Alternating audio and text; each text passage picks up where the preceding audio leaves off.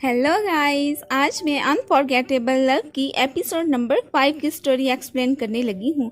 Guys, अगर आपने इस ड्रामा की पिछली एपिसोड्स नहीं देखी तो आई सजेस्ट कि आप पहले वो एपिसोड्स देखें। अगर आपको ये इस ड्रामा की एक्सप्लेनेशन अच्छी लगे तो please subscribe my channel. Thank you. जैसा कि लास्ट एपिसोड के एंड पे हमने देखा था कि किनजी के पेरेंट्स फेक मैरिज का सुनकर शॉक्ड होते हैं, तो किनजी वहाँ से उठकर जाने लगती है। यहाँ पर किनजी की मॉम उसके डैड से कहती है कि क्यों ना हम इधर ज्यादा दिन स्टे करें, तो उसका डैड भी इस बात से एग्री करता है। ये सुनकर तो किनजी की आंखें फटी की फटी रह जाती हैं, लेकिन वो उन्हें कुछ बगैर वहां से चली जाती है। फिर नेक्स्ट डे मिस्टर ही निंग को कोइंसिडेंटली देख लेता है जो अपने क्लिनिक पे जा रहा होता है, तो वो भी उससे मिलने का फैसला करता है और उसके क्लिनिक जाता है। निंग उसे वहां देखकर हैरान होता है, लेकिन उसका वार्म वेलकम करता है और उससे पूछता है कि क्या तुम किनजी की किटन देखने आए हो। तो मिस्टर ही सोचता है कि किनजी ने उसे क्यों नहीं बताया कि उसके पास एक किटन भी है। फिर निंग किटन लेने जाता है और जब तक वो किटन लेकर आता है, इतने में ऊपर से किनजी भी आ जाती है और वो मिस्टर ही को वहाँ देखकर हैरान होती है और फिर उसे साइड पे करके किटन को देखने लगती है।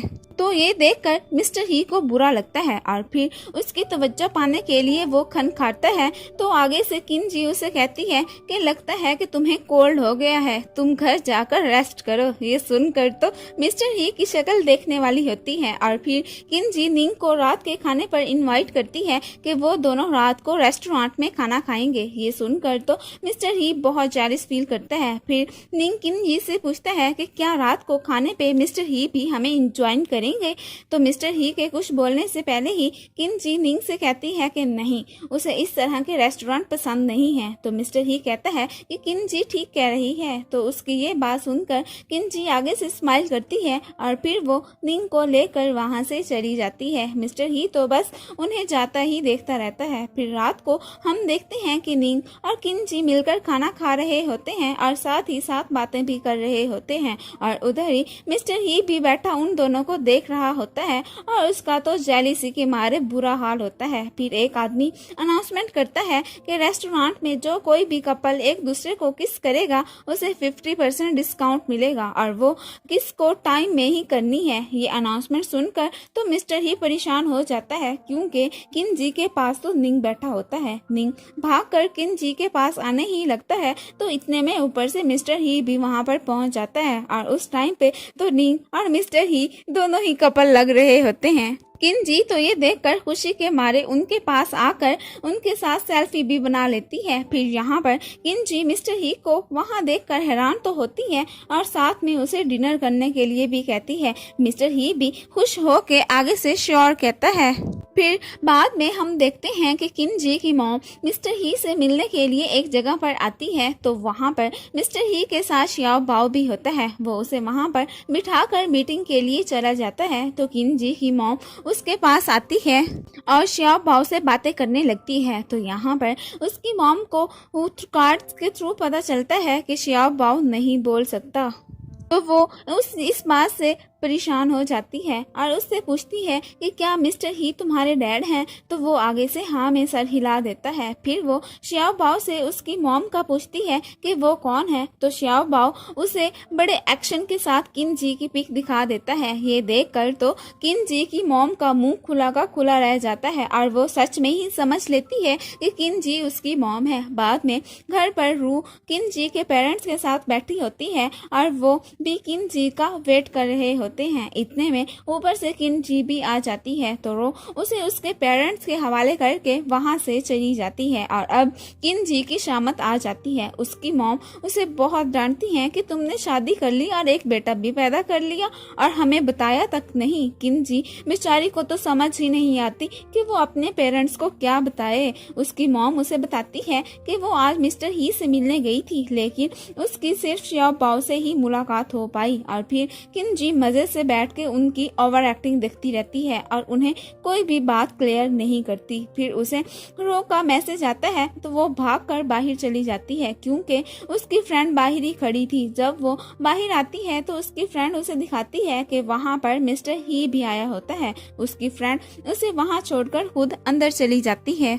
फिर मिस्टर ही घर के अंदर जाने की बात करता है तो वो उसे अंदर जाने से मना कर देती है। फिर यहाँ पर मिस्टर ही उससे पूछता है कि तुम्हें मुझे जानने के लिए कितना वक्त लेना है।